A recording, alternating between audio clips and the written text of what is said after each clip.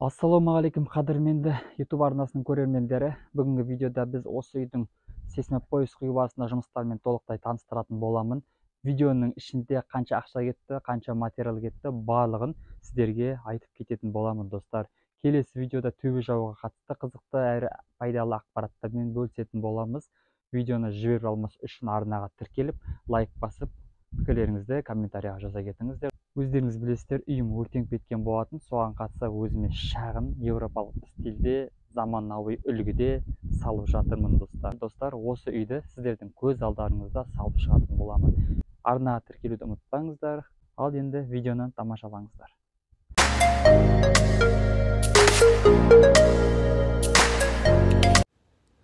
Ең алдымен мен үйді айналдырып, полный водяной уровеньмен осылай меткі қойып шықтым.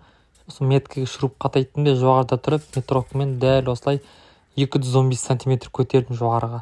Высотасын осы ағашпен келтіріп алдым. Міне осы ағашпен келтіріп, кигізуге ыңғайлы қылып, ана бұрышында, мына бұрышында 215 қылып жоғарыға өлшеп алдым. Бір-біріне жилкі керіп, сосын сонымен қуып шықтым.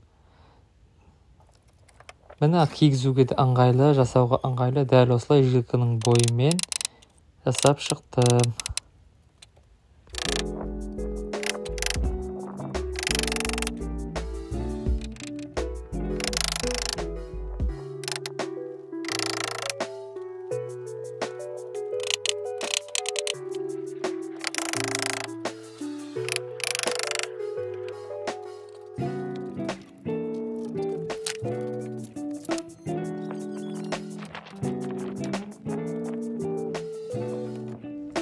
Міне көріп тұрғандарыңыздай жоғарыда тұрып, төмендегі бана меткідегі шурупқа соны іліп аламыз да, жоғарыға қарай высотасын келтіріп аламыз. Тым қиындық жоқ. Үйдің мына жақ бетінде тоже сөйттім, банаға 215-ке көтеріп, дәл осылай жилкімізді керіп, дәл осылай үйді полный айналдып шықтым ғой. Жалғыз өзім. Кигізуге де ыңғайлы, жасауға да ыңғайлы, өте қолайлы. Сөйтіп осылай жасап шықтым.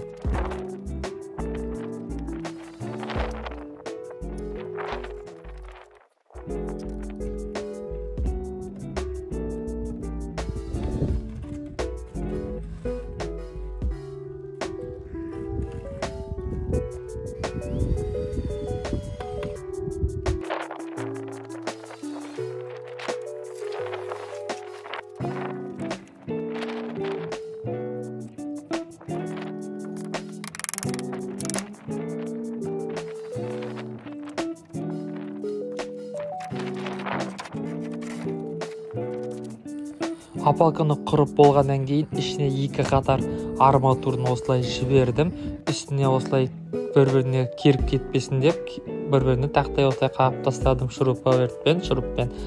Балғамен соқпаңыздар, қозғалып кетеді, сондықтан шуруппен тарттатып, дәл осылай арматураны жүргізіп, жоғарыға көтеріп байлап, өте тамаша шықты деп ойлаймын. Тегіз өзімде жасап көрдім, жалғыз өзім құйып көрдім, бетонды болмағасын інілерін шақырып, дәл осылай жасап тастадық.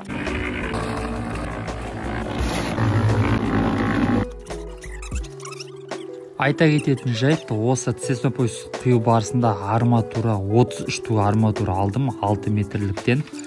Примерно бағасы 20 мыңның айналасына шықты. Менде мына жер террасы болады, бұны ең соңғы құйдым.